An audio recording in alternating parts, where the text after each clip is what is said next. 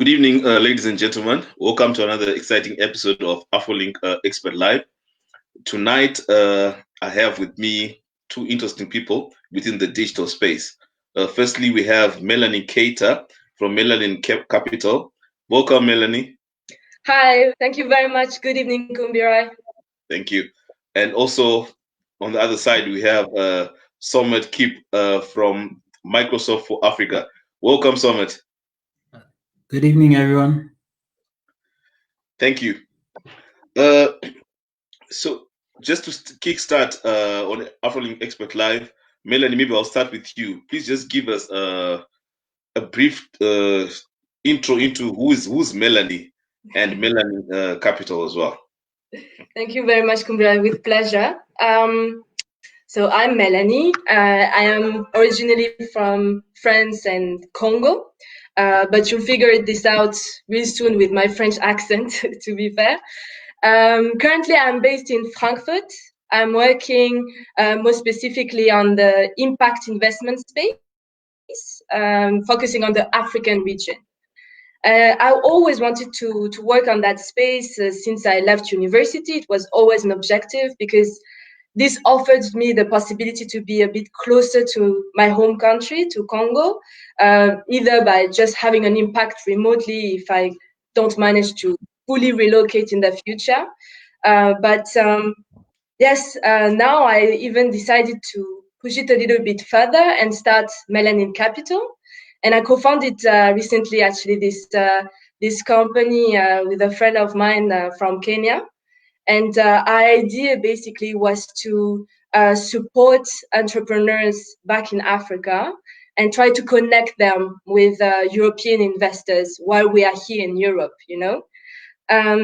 So we've been working on it for quite some times now. And what we try to achieve is basically to provide social impact entrepreneurs with access to partnerships, to liquidity, and to mentors from that side in Europe. Okay. Thank you very much. I'm sure a lot of our viewers who are watching over in Africa, they want access to liquidity. They want access to partnerships. So brace for the questions. Somet, over to you and your coffee. Good evening, everyone. My name is Somet Keïta. I am a partner and startup development manager at Microsoft, specifically in Microsoft for Africa. And essentially, you can think of us as a market building engine for Microsoft on the continent.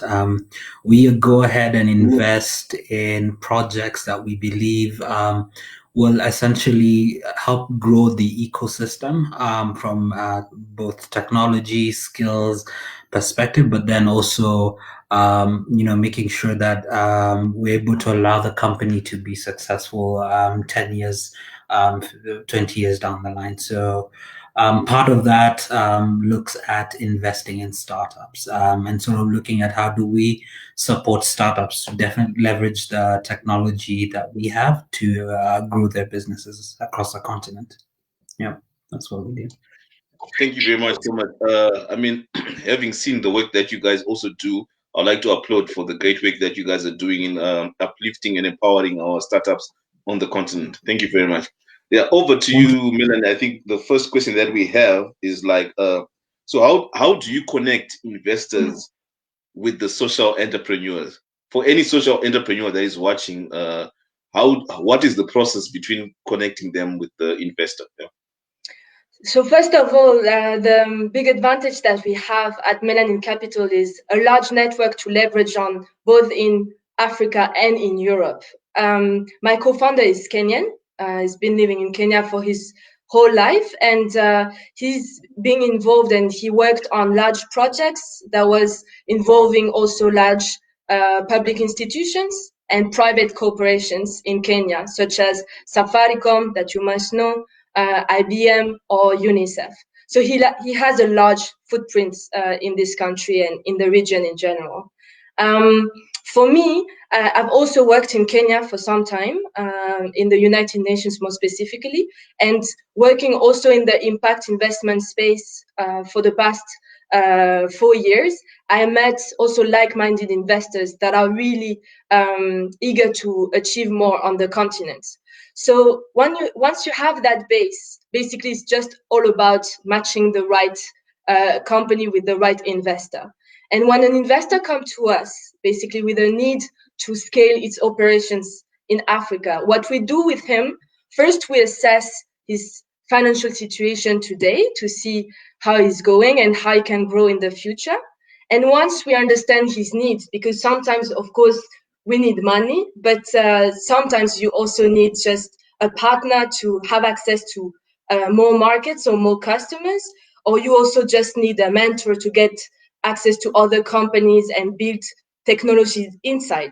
So once we have identified that need, we can actually help the entrepreneur better and agree on a growth strategy and match him then with the right investor, the right mentor, or the right company that will help him to access to the next level.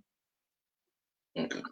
Thank you. I'm going to hold on to a question that I want to, because I want to ask you, why do investors come to you? Why you in particular? But let's hold on to that question as I ask Somet over there. So Somet, within Microsoft, what is your role within Microsoft for Africa, and what does it involve? So my responsibility in Microsoft is essentially working with the organization to drive its startup engagement across the continent, particularly focused in East Africa. So if you look at the Microsoft for Africa team, we're spread out across the continent. So we have a team in South Africa, in Morocco, Nigeria, Mauritius, Kenya, and Egypt. And the idea is looking at how do we empower startups across the continent to build solutions at scale, but solutions that solve real life problems that are relatable on the continent.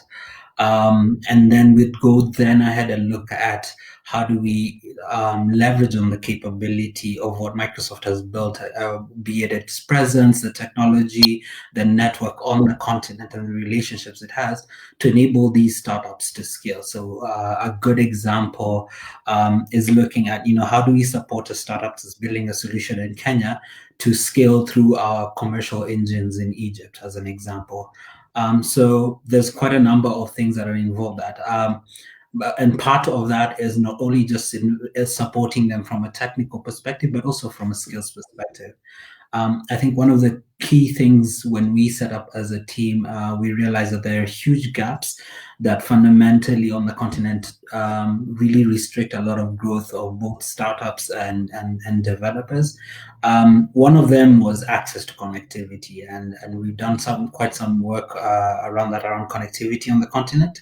But the second, and one I think the biggest part is skills. So I can give you all the access to the internet in the world that you need, but if you do not have the skills to fully leverage and understand how you leverage that capability, then it really doesn't help. So one of the other things we've really taken time to invest in is skilling up everyone from students to startups to developers around potentially what is the technology that is out there, how do they leverage it to grow their business, and how do they leverage that to scale on the continent. So that is what I spend most of my time doing.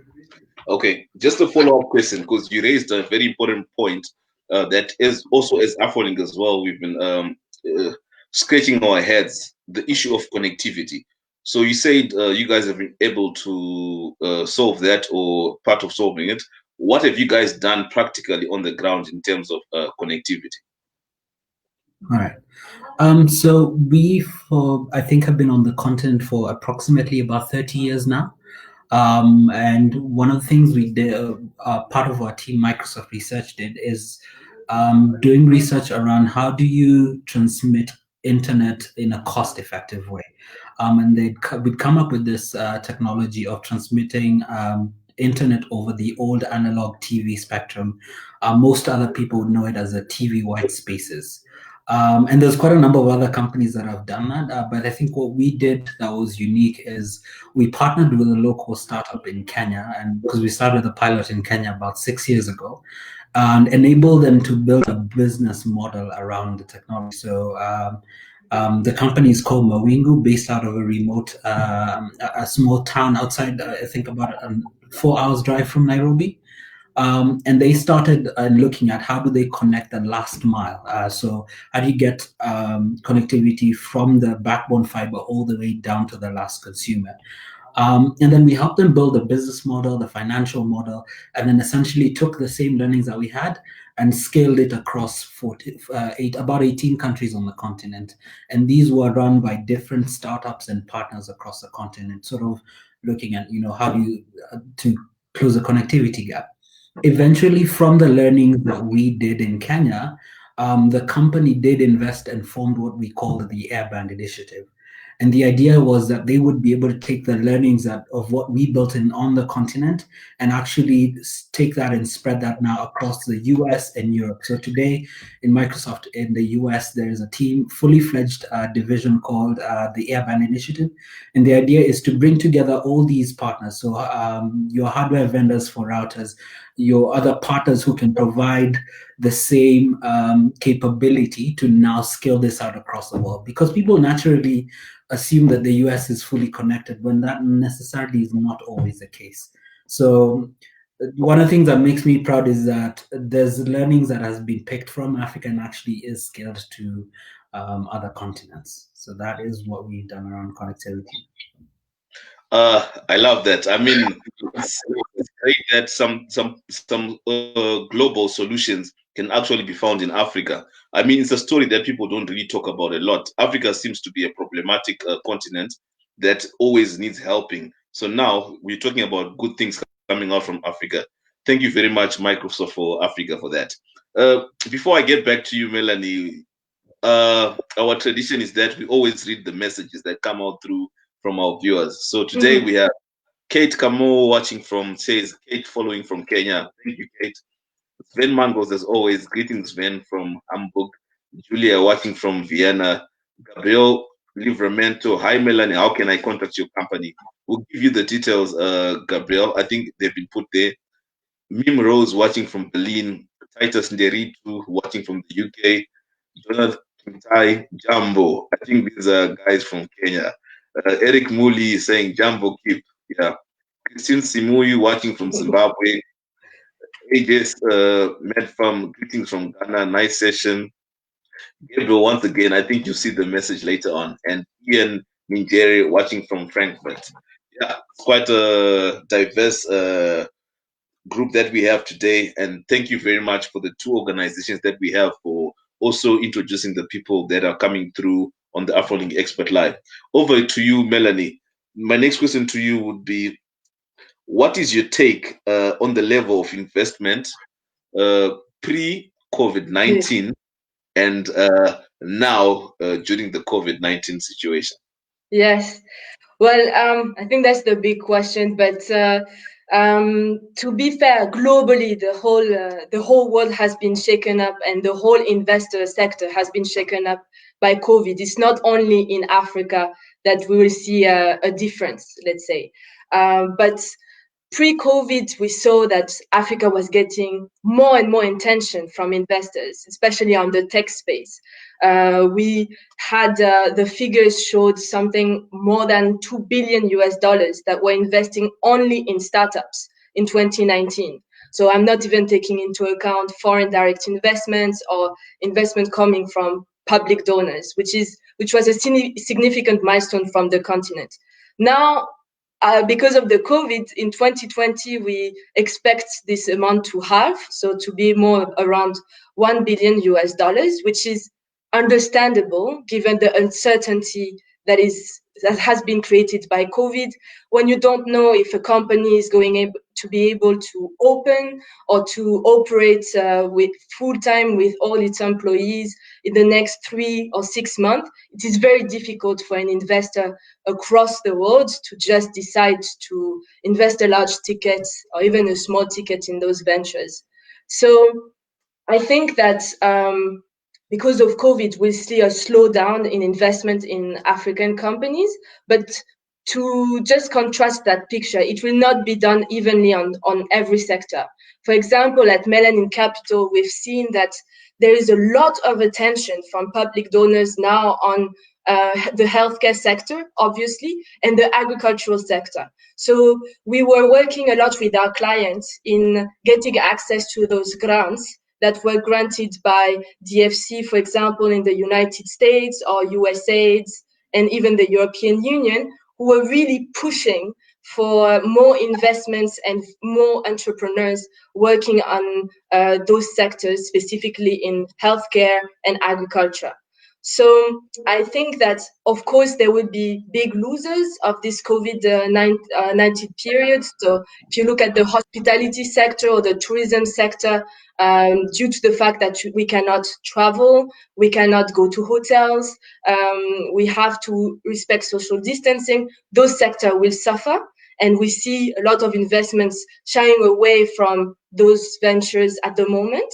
But sectors such as healthcare, and in particular digital healthcare, and structuring agricultural value chains will be priorities, and will have actually an increasing amount of investments. An interesting fact also that we saw during COVID-19, and that I really wanted to share with you tonight, is that we also see traditional business models that during COVID were struggling to operate.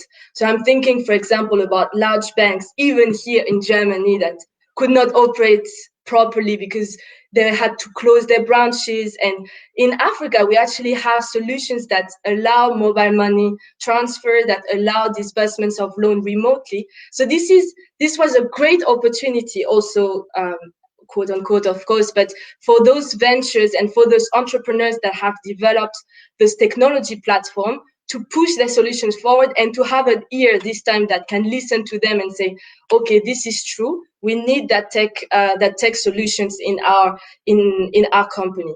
We can see it in the banking sector, but also in the education sector. I'm thinking about ENCO Education, for example, which is a private school network across Africa that really managed to shift quickly with online courses and online programs to support their students to still grow and still learn during this pandemic. So this is a really interesting time for investors to focus on key areas that can push the development of the continent forward. And I think we're seeing more and more attention on those aspects from international investors and African investors at the moment.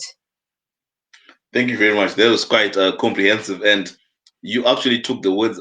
That was going to be my next question, but thank you for answering the question before I even got there. But thank you. To Somet, I know there's a question that is out for you, but before we take that, I just want to say, because we also want to give practical examples. So how have the startups that you guys are working with adapted to the COVID situation in practice? Yeah. All right, cool. So there are quite a number of startups that we work with across the continent. We happen to cover about 67 countries. So this is all the countries on the continent, plus Pakistan, Jordan, Lebanon, and Qatar. And we have interesting startups. I'll give you a couple of examples. Sehat Kahani in Pakistan, who are rethinking telemedicine, especially in this time of COVID. If you think about Access Mobile, who have a presence in Uganda, Kenya, and South Africa, they're rethinking how do you do patient engagement during COVID. The likes of Broadreach in South Africa. So there's quite a number of startups that have taken the opportunity, and those are healthcare examples. If you think about logistics as another example, now that people are sort of locked in their houses, there's some interesting organizations that have thought differently about how to do logistics. A good example is Trigger Foods out of Kenya. They're looking at how do you get fresh produce to the right people the fastest way possible. And they partnered with a traditional company like Jumia, who then does delivery. So people are rethinking the way they've done business before and sort of evolving. If you think about companies like Sky Garden as another good example. So there's quite a number of industries that have been affected in terms of COVID, and there's quite a number of startups that have taken this situation as sort of an opportunity to either reinvent themselves or sort of craft out a new business model. So there's quite a lot of innovation on the continent, and I'm happy to be able to support quite a number of them. Thank you very much, because we are developing a story out of this. This year for Afrolynk conference as well, of which you know that Somet you were there last year. We also want to award startups that have been doing well during the COVID situation. So yeah, it's nice that we already have a couple of startups that we can actually know and hear about that are doing well. I just want to go to the question now coming out from Victor Kiplangat. I hope I got that correctly. Says, question to Kip: how do startups position themselves better to obtain and benefit from collaboration with Microsoft for Africa? So I guess it's the ability to have a very good understanding around what exactly are you trying what are you looking at in terms of benefit. And Melanie, as an investor, you can agree with me. I think there's a lot of startups who approach a lot of the large corporates and looking to partner, but they're not necessarily clear about what they need. And so I guess it's the really being able to understand, what is my offering to partner with said organization, and be able to be very clear about that. There's quite a number of things that Microsoft can do for different startups. I guess it's being very clear and understanding, what does that make sense? Because we can support from a skills perspective, a technical perspective, a go-to-market perspective. But one of the things I always try to remind startup that it's a journey. It's not a one-day thing where, hey, come to Microsoft for Africa, do this thing, 1 month down the line, you're a billionaire. No, it doesn't work that way. Usually for us, the core of what Microsoft does is technology. And so we love to always start by understanding, what are you trying to do from your business perspective? And then look at the technology. Have you built it right? Is it built for scale? Are you able to unlock newer business models from the technology that you have? And then definitely leveraging on the capabilities of what we've done with the different sets of Microsoft technologies, then we can help you sort of understand, how do we leverage on our cloud capabilities to help you scale? And then looking at that, how do you then create new business models from that? And then looking at how also do we leverage on our commercial engines to help you grow? A good example is you will soon realize a lot of the way we purchase software has changed. And especially for those guys who've worked with large organizations, people want the convenience of being able to buy something directly from either online channels or from the comfort of where they are. Fewer companies are still very interested in the model of I come to your office, I do requirements gathering, I go write a whole proposal, we go into this long discussion about commercials. So I always tell staff, if you can rethink and reinvent yourself in terms of how you even position what you're trying to sell. A good example is leveraging on all the open marketplaces online. How you could leverage those to deliver your solution and make it so easy for your end consumer to get your platform that you get a faster adoption. I've seen a lot of startups who they have an amazing product, but their customer experience takes so long that what you start seeing is people drop off. And it's you probably see this if you've ever built a website. One of the things people track in websites is how long does somebody stay on a page and why do they drop off. So kind of think of the same way as software. So again, there's quite a lot you can do from a technical perspective, and we can support on. But I guess it's just being, have a good understanding, and happy to help walk some of the startups through that, and sort of just being clear exactly, what value are you looking for and where are you trying to get to. I know I've said quite a lot there, but yeah, it's a clear picture. Yeah. No, that's why on Afrolynk Expert Live we like that expertise. Over to you, Melan. There's another question for you there, but just before you answer that one, as Melanin Capital, how are you guys leveraging on technology and digitalization in terms of getting the investors involved in startups in Africa?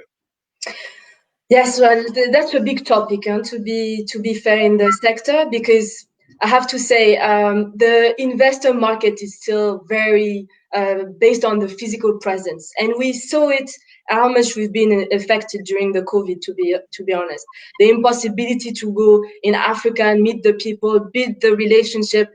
was really difficult to do. So now, of course, we're using, like everyone, the video conferencing software, but we really identified this as a challenge, and we are trying to remedy this challenge by actually working with Afrolynk on a solution and a platform to exactly like to digitalize a little bit the process, because of course it's a people business. You need to trust the entrepreneur with whom you will work. It's a investing in a company, it's a wedding almost. You will work with this person for the next 5, 7, 10 years almost. So you need to trust the ability of the entrepreneur to deliver and to grow the business.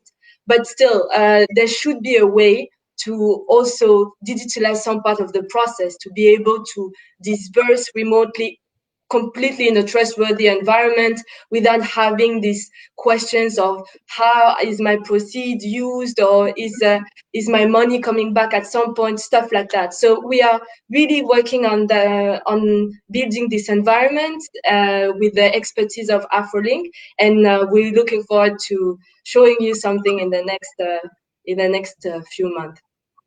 Okay, thank you. I don't like to advertise Afrolynk when we're doing this show, but since you've just said it, guys, Afrolynk has got a lot of digital solutions out there. If you want, you can get the website for Afrolynk, and you can also get in touch with us, as well as Microsoft for Africa. So the next question is for you, Melanie. It comes from Victor again, Kiplangat. He says, how is the venture capital sector evolving in respect to investments in startups that are wholly led by African entrepreneurs? It's been very low in the past. Yeah, interesting question. Yes, and it's actually why we called Melanin Capital Melanin. It's also coming from that perspective. Our vision is really to empower local talents, and we wanted to focus on entrepreneurs that are Africans and that want to have more impact in the continent. I think it's a data that is very difficult to track, because it's not like if you could report on an investor report, we have 90% of our portfolio that is only led by Africans. So this is very difficult to track that data across the venture capital market. But still, we see that there is, in the discussions between investors, there is more and more awareness towards that. And I've been inspired throughout my career by a fund that is called Investisseurs et Partenaires, based in France.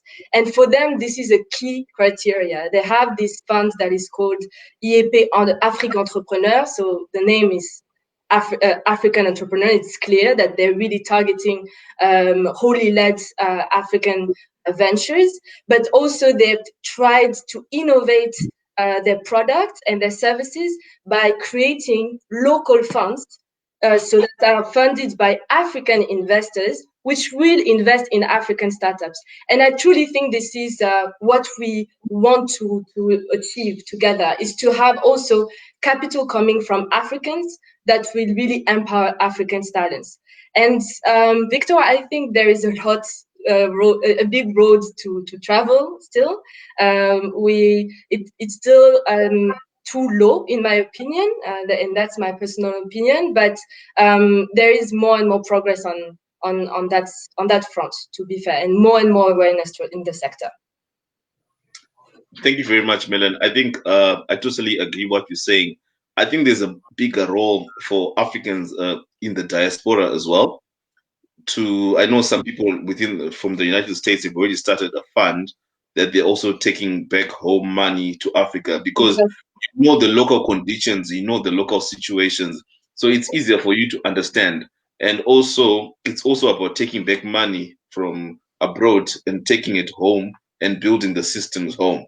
So yeah, I think it's quite a challenging point that you've just said, that we need more Africans within the continent, within the diaspora as well, to start funding and be investors themselves, instead of just waiting to get money from elsewhere. Yeah, Yeah. Oh, Go sorry. ahead. If I just may, on that small point, it Yeah. was exactly what I wanted to answer you when you were asking the question why investors are coming to us. Is Okay. also especially for those diasporan investors that are trying to invest in Africa, but it's quite challenging for them to either get back and navigate in the markets that they've left, or to also basically have access to those knowledge and all those opportunity down there. And you cannot just decide tomorrow to invest 20,000 euros or 30,000 euros in your savings into a new venture in Africa. This is a process that you need to do step by step with professionals, and this is what we're trying to achieve as well. And this is not an easy journey.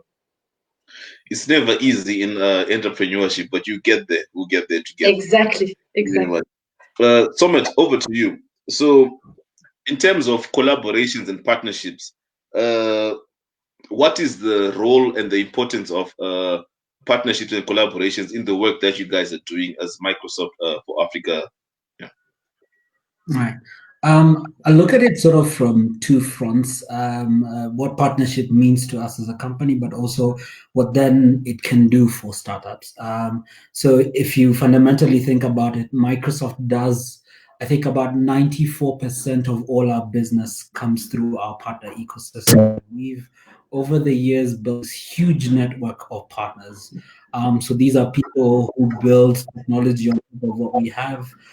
This could be from anyone from big startups to small organizations. Um, um, so essentially, the ability to be able to leverage our larger partner engine to grow your organization becomes very key. The second piece I'd look at is what it could do for startups. So I'll give you a good example of one of the startups that I absolutely loved what they did. Is a startup out of Kenya. They did start out with Uganda, Access Mobile. Access Mobile has a presence in the US, in Kenya, and Uganda, and they have strong strengths in solutions for patient engagement. But they realized that they would do a lot more by partnering with a larger organization like Broadreach to enable them scale out across the continent. So you could definitely leverage your partnerships to scale. The second thing for us is also, how do we leverage on partnerships that, like, I'll give an example, the work we've done with Afrolynk in the past. Because we realize we can't do everything by ourselves. And so the idea is looking at, how do I build on someone else's strengths to grow? There's a very famous saying in the past, we're constantly standing on the shoulders of giants, building upon what came before us. And so essentially partnerships should be one of those things that really help you grow as a company. And I think that is one of the key important things. Yeah, it's true. I mean, as Afrolynk, we always say, we don't compete, we collaborate, and the journey is made easier when we work together. I just want to go back to the questions as well that are coming through from our viewers. This is Titus Nderitu. This is directed to Melanie. He says, is there any investor support for businesses or startups in struggling sectors wanting to pivot to new tech-based business models? And this is an interesting question indeed. But what we've seen with my co-founder during COVID, with this need of pivoting on a tech-based model, is more in investors, I would say more donors-based program. So for instance, we've seen and we've supported startups to participate to the Smart Hackathon of the DMZ that was organized in May. And this program really helped projects to get access to technology solutions that could help them to grow and their operations in the digital space. I would say those kind of programs, as well as other acceleration programs that we could have seen from CC Hub, for example, that was advertising and proposing to propose solutions on more digital solutions to continue operations during COVID, were those kind of programs that could support businesses to pivot into a tech-based business model. But other than that, investors per se, private investors proposing additional support for that pivot phase, I haven't seen so far, to be honest. Okay, just carry on from what you're saying, because it's another question. I think it's more directed to you. It says from Teddy or Mondi, what investment programs or private public partnerships available to empower sports activities or social activities in Africa? I mean, before you answer that, you look even from a perspective of soccer or football perspective. Most of our players come from Africa without any value, but they come here, they become millionaires.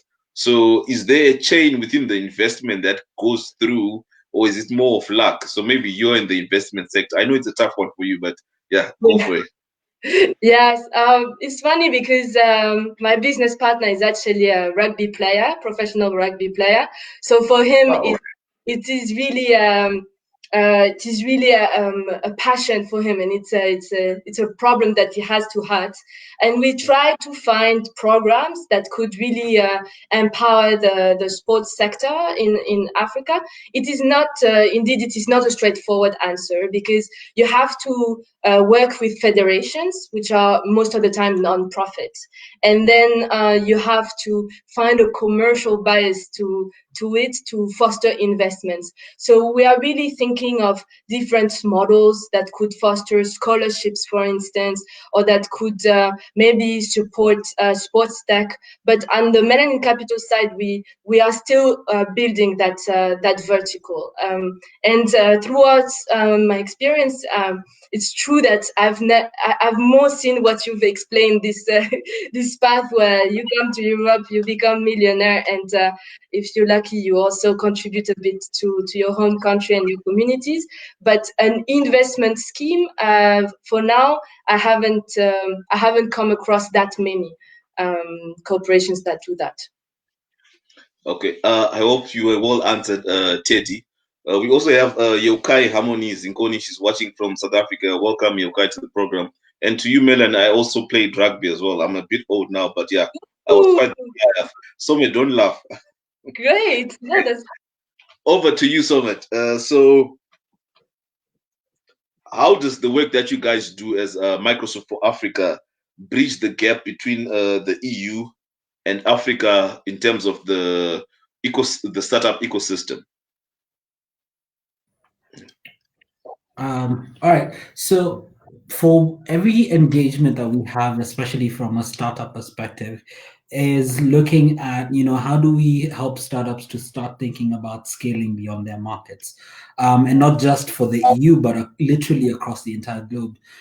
So given a good example, we have investments such as Microsoft for Startups. And the idea is, as the startups who go through part of that program, which we work through, they're able to get access to not only network with other entrepreneurs across other regions, but even simply from a solution perspective. So if you think about, if today I'm building a solution that solves a problem, say somewhere in Zambia, how do I create that in such a way that any person in the Philippines can actually take that and deploy that for the context of their market? So for the work that we do in getting our startups, to give an example, put the solutions in our global marketplaces, a good example is our cloud platform. It then opens up their potential customers to the entire globe. So we're constantly looking at, how do we build the right technology that can scale beyond borders? And I guess that is our contribution in looking at, how do we help people scale beyond their markets? Now, definitely, there's a lot of work that we do across multiple geographies, not only just through our partner ecosystem, but definitely also the presence that Microsoft has across the continent.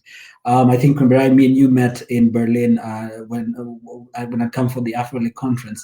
And the idea is looking at also, who are those startups that start in other countries and can either export their solutions back to the continent, or who are those that are building solutions on the continent that we can help them take them to other markets. So definitely a lot of it is actually driven through partnerships like one that we have with you as Afrolynk.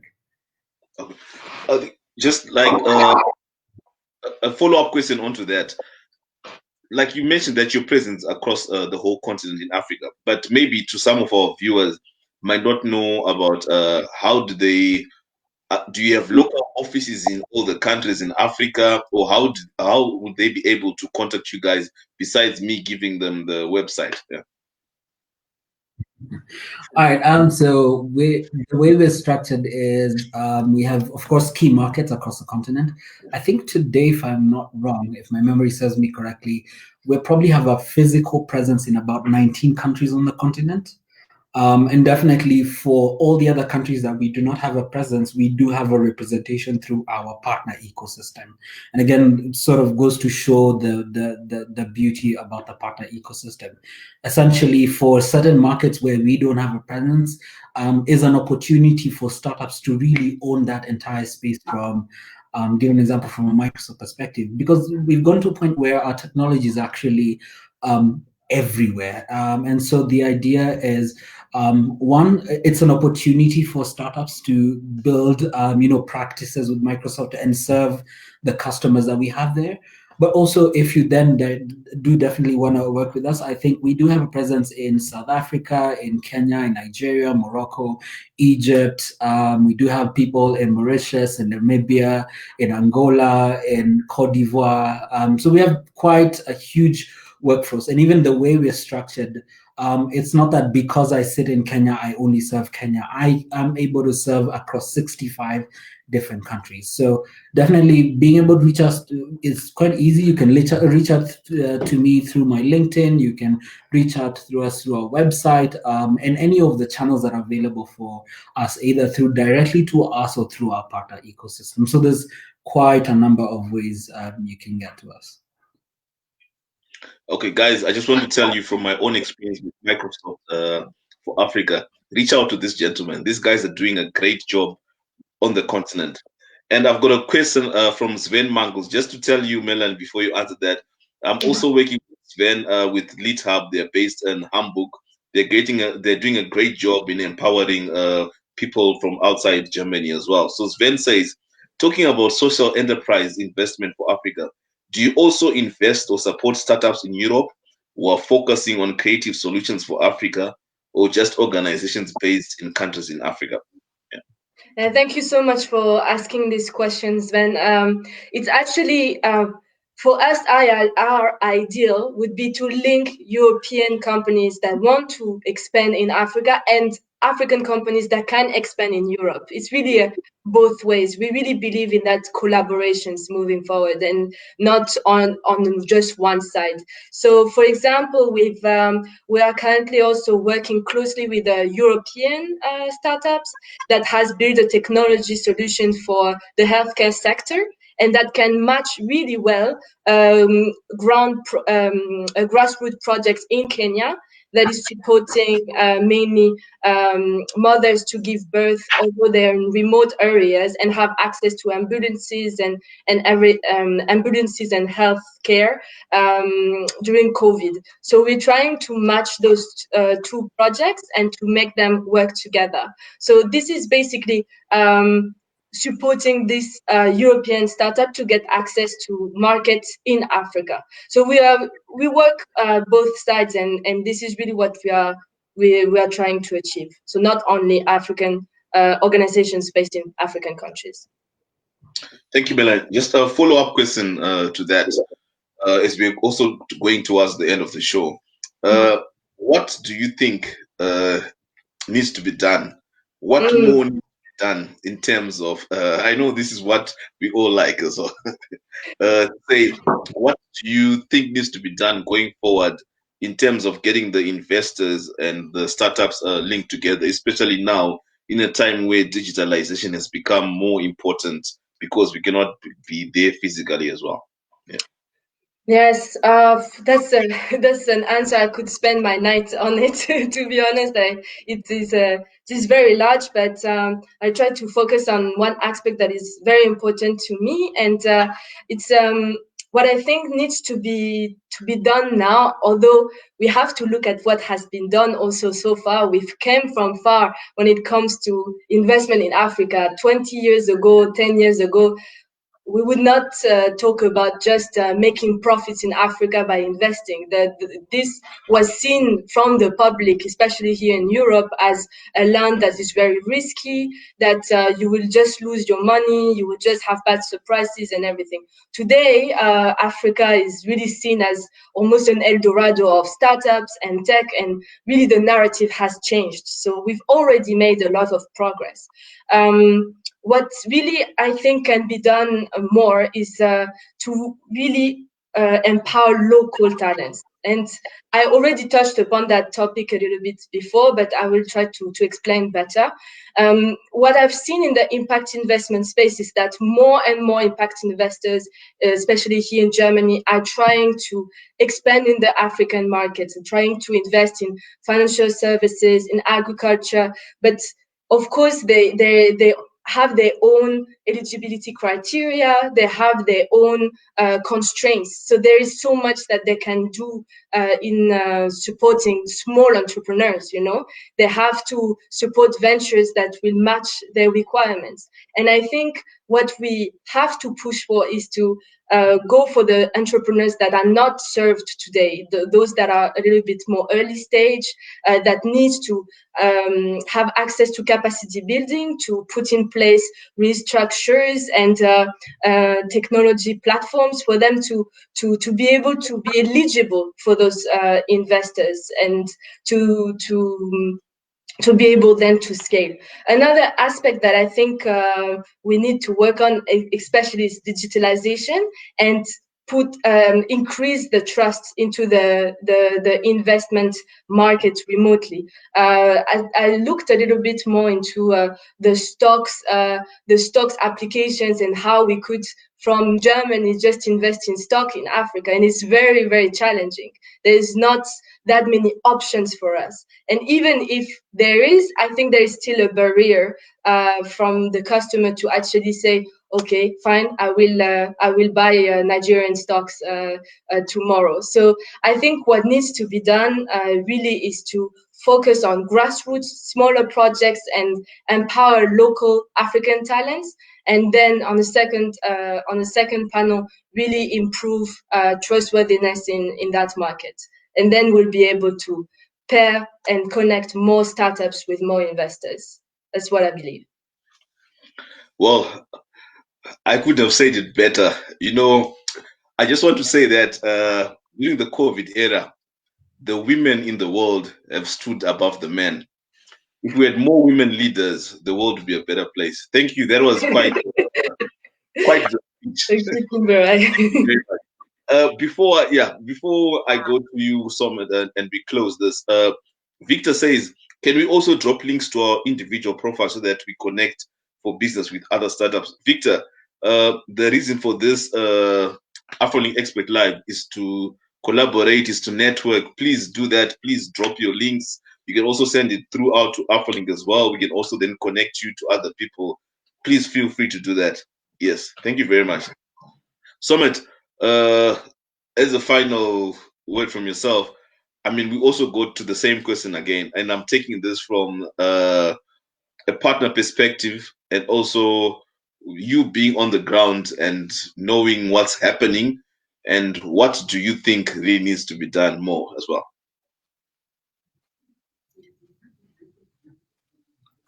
So I think from my perspective, I think there needs to be a bit of a mindset shift in terms of people thinking around how they do business and how they operate. I know in the past there have been these notions that a lot of African countries need what's the word? There's a word for it. I've forgotten. Like we need help and we hand me downs, for lack of a better word. But the handouts, exactly. That's the word I was looking for. But I think the continent has quite a lot to offer. A lot of the entrepreneurs on the continent have quite a lot to offer. I believe it's just we need to get a mindset shift from, how do we continuously learn as a good thing, continuously expose ourselves to what's possible out there. Because I realize sometimes the mistake that we make is we create engines and programs and solutions based on only our knowledge of the ecosystems that we play.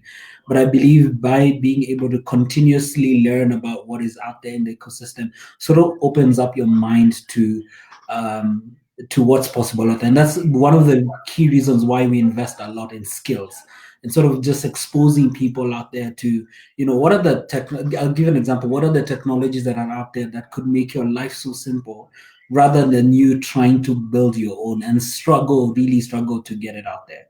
And definitely leveraging on partnerships, leveraging on networks like this to definitely get access to people who have a different mindset. So I guess it's there's a famous musician who says we have more power at our fingertips than entire generations that came before us. The question is what we will do with it.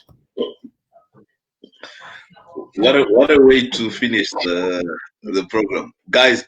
It was quite interesting to have you both on the show. I hope that we can continue to collaborate from an Afrolynk perspective, but also from an individual perspective, also with the people that have come through and sent their messages to you guys. I wish you all the best in your different endeavors, and please stay safe till we meet again at the Afrolynk conference in September. To our audience, thank you for watching this show of Afrolynk Expert Live. Till next time. Cheers. Thank you very much. Cheers. All right. Bye.